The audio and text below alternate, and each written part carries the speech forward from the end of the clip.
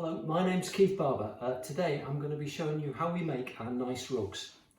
They're called Gneiss rugs because on the Isle of Lewis there's a rock formation called Gneiss and it is stripy. All our rugs are stripy and all the material comes from the Isle of Lewis itself. The material we use is called selvage or selvage. When the tweed is actually woven on the Isle of Lewis, these two strips of material will come off naturally either side of the loom. They're then gathered up and balled up like this and we have it sent to us. So what's great about this material is it's absolute top quality wool, top quality tweed, so very expensive material, but because it's a byproduct or in fact a waste product, if we don't collect it up and buy it, it's sent to landfill and thus doesn't help the environment at all. So these rugs could be called upcycled or recycled rugs, which we think is very important. What I'm going to do now is take this pile of wool and sort it ready for the rug. First job is to measure 3 kilograms, 3,000 grams of wool, which I've done.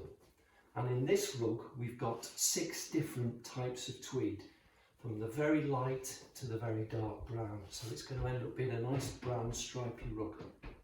So I've got my 3 kilograms, now I need to divide it up into strips to get ready to go onto the loom.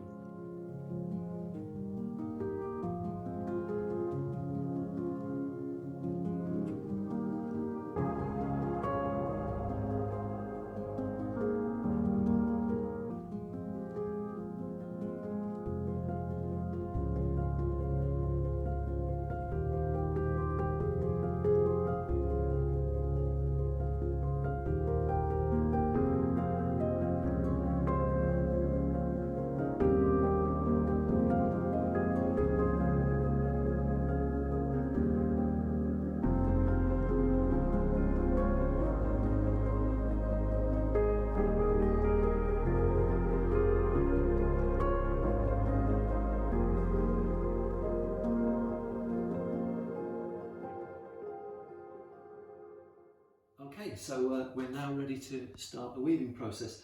If you look, I've divided up all the selvage into a nice pan. I know from experience that the white will really stand out, so I've tried to arrange that as it works out, about 5 stripes. We've got a central stripe and then 2 equally placed either side of the rug, and then the different coloured browns are all mixed up in between. So hopefully that should work really nicely. Now, to the main weaving process. The rugs are weaved on a peg-loom. This is the peg-loom. It's a very ancient form of technology. If you do research, it says it can be 2, 3, 4, even 5,000 years old. So it's very primitive and very simple. It's handmade. The pegs are made from down with a hole in the bottom, and they're just sunk into a drill hole in a piece of wood. Secured onto the table.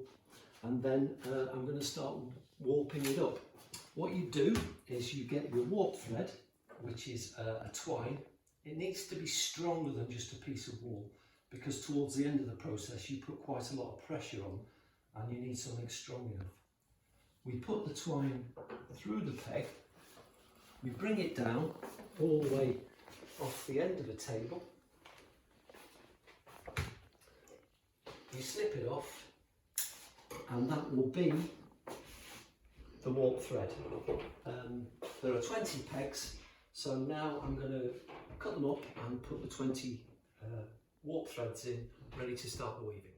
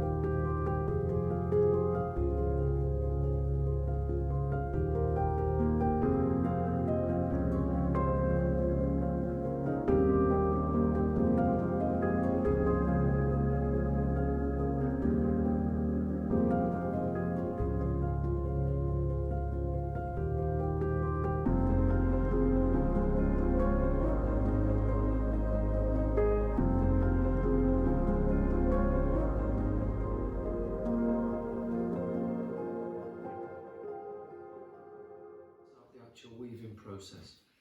What you do is you take the selvage and you weave it in and out of the pegs one way, and then on the way back you weave it the other way. And we're going to carry on doing this all the way till we get to the top of the pegs. All the pegs are doing really is, if you think of them as an extension of the warp thread, instead of putting your material under and over each thread horizontally, you're doing it vertically, and it makes it a much easier process. It's also a very relaxing, fun process, and becomes almost meditative the further along you get. So I'm starting with this dark brown stripe, and there are 6 of those repeated fairly evenly throughout the rug. Now I've come to the end of the dark brown, and I'm going to go on to my next colour. So I'm just going to take that off there. The next colour is this lovely tartany effect tweed there. What I'm simply going to do is tie this on. You could just leave it in, but there's a chance it might come out this way. If you knot it, it's never coming out of the rug. It's good for staying in forever. We'll carry on with this different tweed.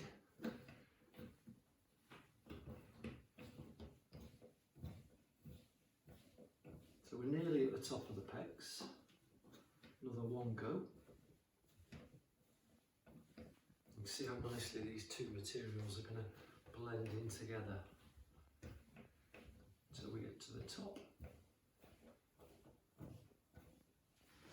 Now then, the next bit, I'm simply going to take the peg out of the hole, pull the warp thread through and place it back in.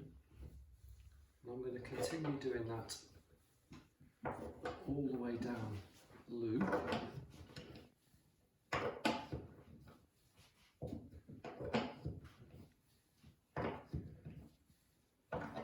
You can see now it's starting to get there.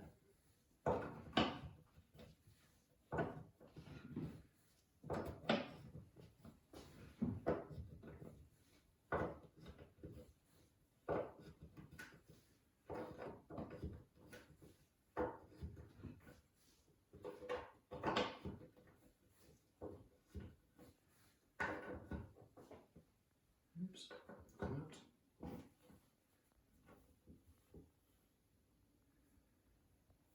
There you can see the start of the room, the start of the rug, and this piece here will be the far end of the rug when it's finished.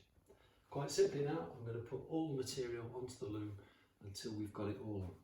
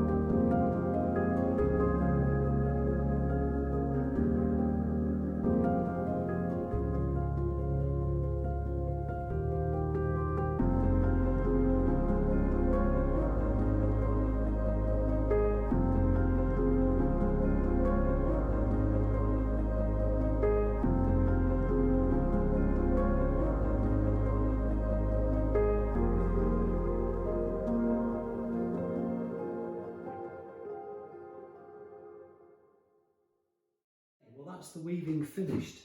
What I've got to do now is take the rug off the loom, cut it off, take the peg loom away, and then at the moment the rug's about 1.85 metres long, and it needs to be compressed, cajoled, squeezed into the middle until it's about 1 metre 13 to 15 long. There's something called the golden ratio, and that gives you the dimensions for a rectangle to be most pleasing to the human eye. And if this is 68 centimetres wide, it needs to be about 113 centimetres long. So that's what I'm going to aim for. So I'm going to cut it off now and compress it into the middle.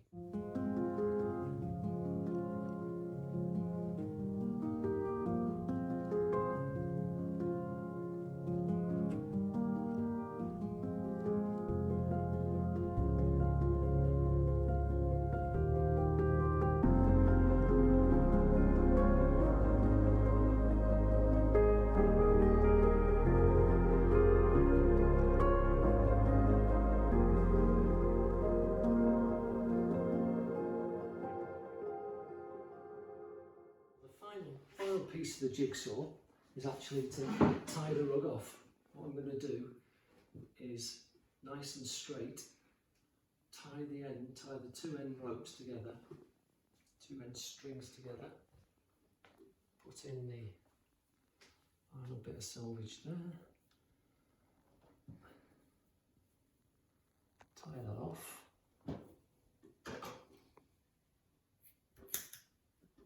And then I'll go along and I will cut them to the same height to leave a bit of a tassel like that.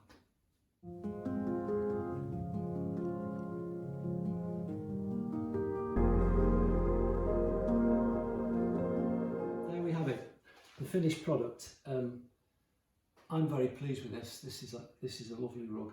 It's hard to get over on camera just how substantial they are because we squeeze the wool in so tight. They're a very strong product, but also lovely and soft as well. There's about 3,000 grams of wool in this. They are tremendous value because if you were to buy that wool, you wouldn't have any change for hundreds of pounds. I think Gneiss rugs go really, really well in front of a hearth. When you kneel down for your fire, they give you great knee protection. They look great by the side of a bed. Very durable. They should last you a long time. In terms of cleaning, we've obviously got a house full of these rugs. We'll put your foot on the corner and vacuum as you would a normal carpet, and every now and again we go and put them on the line and let the wind get to them, give them a bit of a bash. I guess the final thing to say is all this material was destined for landfill, and if you do want to buy one of these rugs when you visit gneissrugs.com, you'll be saving this from going to the landfill, and I think that's really important. Thanks very much for watching.